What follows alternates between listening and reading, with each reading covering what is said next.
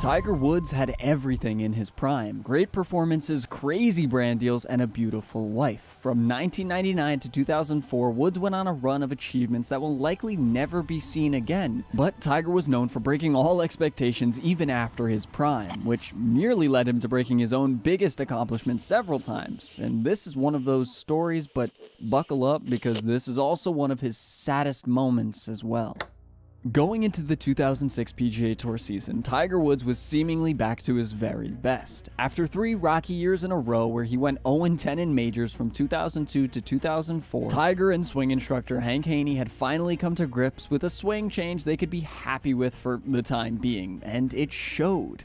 Tiger's 2005 had ended in absolutely ridiculous fashion, as he won the Masters and the Open Championship and was just 4 strokes in total away from winning both the US Open and the PGA Championship that year. He had been close to a Grand Slam before, but now he, for the first time really, but as we go on to know, not for the last time, crawled his way out from the trenches to establish himself above everyone else when he was playing his best golf. And he flew into 2006 with that form, winning the Buick Invitational in January.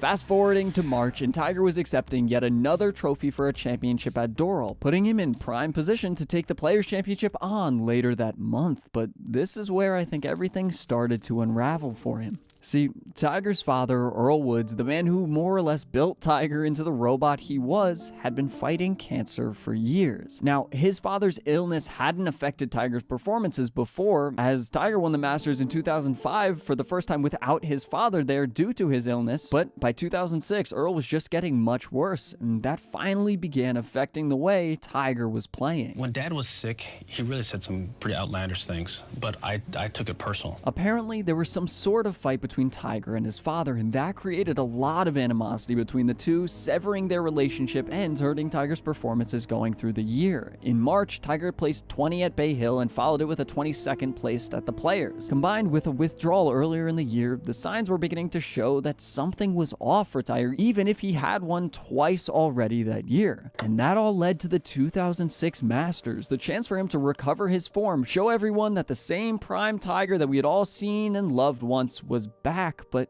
it wasn't so easy for Woods that week. Tiger was able to play safe golf for the first 3 rounds, going into Sunday at 2 under, just 2 strokes back of the lead. The truth is, he had never come back from behind to win a major before, only ever leading from the front and usually dominating the field from there. But with the chaotic conditions that week, I'm sure a lot of people were expecting a big run from Tiger, and on Sunday, he put himself in prime position to do that. However, honestly, he played lamely relative to what I'm sure everyone expected. He striked the ball the best he had ever at Augusta, but could not putt for anything. It could have very easily been a different story, but his play on the greens was about as bad as it had ever been. Tiger missed 2 eagle putts from within 10 feet, 3 putted 3 times, and missed 3 birdie putts all on the front 9 on Sunday. After the round, Tiger said to a reporter, "I felt so much control on my ball from tee to green. It's the best I've hit it in years, but I absolutely lost out there on the greens." He ended that day with a few words about his father probably not being happy with how he putted from watching him on TV, and from there I'm sure his loss by just 2 strokes took the news over. But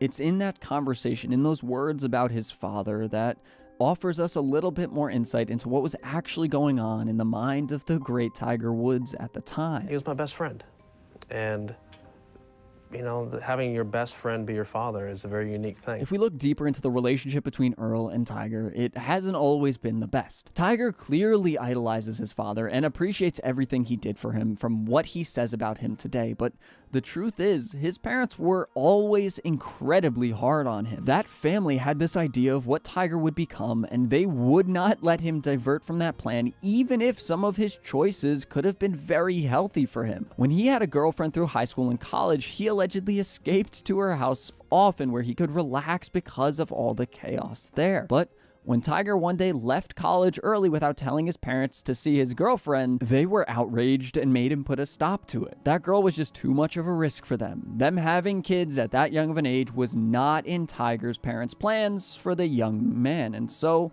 Woods had to do what his parents told him, even though he was 19 years old. The way they raised him deserves a video in and of itself, but the main takeaway here is that Tiger was relatively sheltered as a kid, and his parents alongside the game of golf were his world, but now Tiger Woods lost part of that world. On May 3rd, 2006, Earl Woods passed away at the age of 74, not only leaving Tiger without his father, but leaving him on a bad note as well. They had been fighting at the time, and so Tiger may not have been able to say all the things he wanted, straining their relationship and deeply affecting his abilities on the course, as I'm sure we can all understand. How is he supposed to focus on tournaments when he had just lost the man who taught him everything, who made it possible for Tiger Woods to become the best?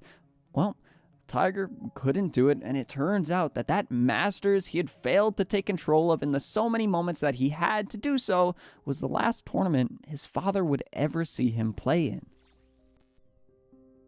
After taking a month off from golf, Tiger walked into the 2006 US Open at Winged Foot and walked out 2 days later, missing the cut by 3 strokes and ending his record-tying streak of 39 consecutive cuts made in majors. Tiger wasn't able to put it together through his struggle. No clear ability on the course could overpower the pain he was clearly suffering, and rightly so. But then something happened and a switch was flicked inside of Tiger Woods. We've seen throughout the years Tiger entertain a certain flow state, one that led him to the Tiger Slam and brought him a 15th major despite all the odds against him. But in 2006, I think it was something else, something that Tiger likes to call having his father as his 15th club on the course.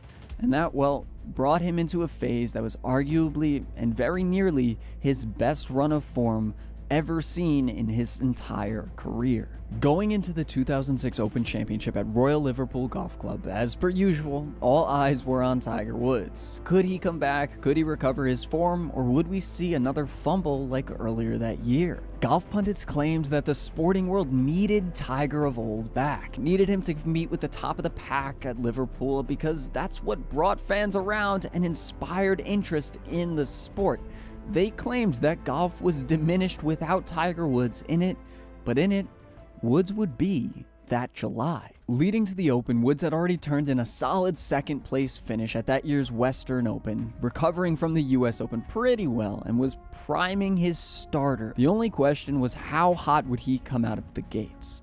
Thursday, 67. With a very strong field, all putting in good performances, Tiger dropped a 5-under score that put him in second place and reassured everyone that Tiger could play great golf again. But this time, his great golf looked a little bit different than it used to. For years, Woods had led to the great lengthening of golf courses to combat his massive length off the tee, but at the Open this year, his game took on a whole new image. He dropped his driver and chose to play different as the fiery fairways were seeing balls roll 350 yards into no man's land. Tiger would need his elite ball striking that we had seen at the Masters earlier that year, just hopefully he would putt well on top of it.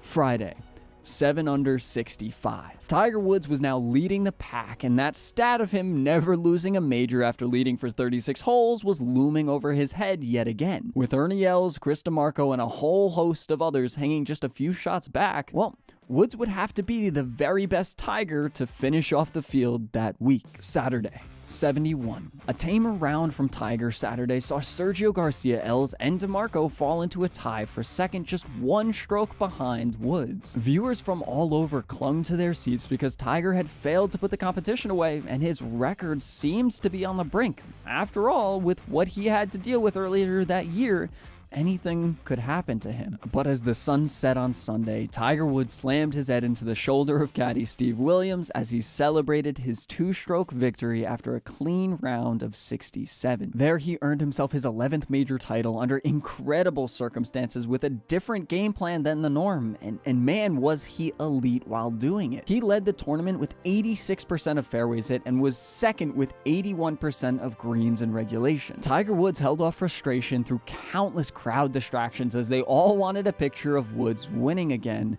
leading to some pretty funny clips of Williams yelling at them. But Tiger did it, and did it for his father. Go watch the final putt if you don't know what I'm talking about. But this was all just the beginning of the true insanity of near golf perfection that was yet to come that year. 2 weeks later, Tiger competed in the Buick Open, which he won at 24 under, placing him in prime position to be prepped for the PGA Championship. Thursday, 69. Nice. Tiger was in solid position, not the leader by any means, but it was a safe position to be in nonetheless. Friday 68, with a bogey-free second round, Tiger was sailing, playing clean golf and sitting just one stroke back of the lead, which he would take on Saturday. 7 under 65. That day, Tiger matched the course record and gaining himself the share of the lead while he was at it and the ability to go into Sunday just like he had so many times before and run away with it, which is exactly what happened. Sunday 68. After yet another incredibly clean round of golf, Tiger easily saw off the rest of the pack, finishing 5 strokes ahead of the next best and lifting his second consecutive major trophy while quietly shooting the then second lowest score in a major to his 2000 Open victory at St. Andrews. That week, he only had 3 bogeys, and pundits were watching him play in awe. Seeing Tiger win now was like deja vu to what they had seen when he put in the single greatest performance during the Tiger Slam and was leading many people to think he was swinging it or at least competing better than he ever was. Managing majors was his specialty, but Tiger went on to dominate everything else for the rest of the year as well. Tiger competed in 4 more tournaments to round out 2006, all of which he won, bringing his purse total to nearly $10 million in a year where he faced his biggest hurdle of his career up to that point and walking away with 2 major victories while he was at it. Tiger was just 2 strokes and a morning-filled cut away from winning the Grand Slam that year. Sure, that's a lot to ask for, but it just goes to show you how good he truly was then, even with everything going on. And if we zoom out a little bit more, it gets even more impressive. Throughout 2007, Tiger won 7 official tour events while competing in 16. He also won the PGA Championship, came second in the Masters by 1 stroke, and second in the US Open by another 1 stroke. Now, if we zoom out to the 2005, 2006, and 2007 season, everything gets really ridiculous for Tiger's stats. His 2005 Masters win started a ridiculous streak. In the 2005 US Open, he lost by 2 strokes. Then in the 2005 Open Championship, he won.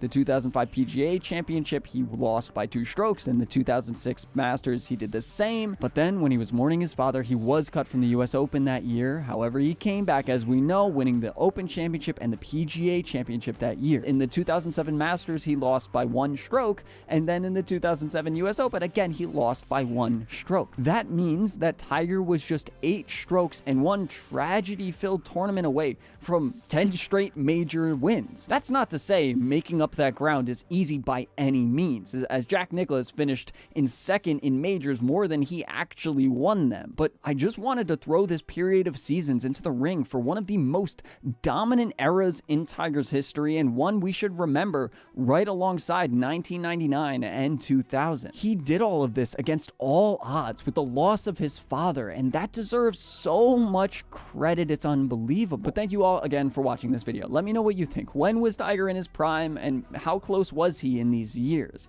If you enjoyed watching this video, check out this one about that other prime of Tiger's, or check out this one about the rapid history of the PGA Tour. Rapid because I talk incredibly fast in it. But thank you for watching, and I'll see you in the next one. Peace.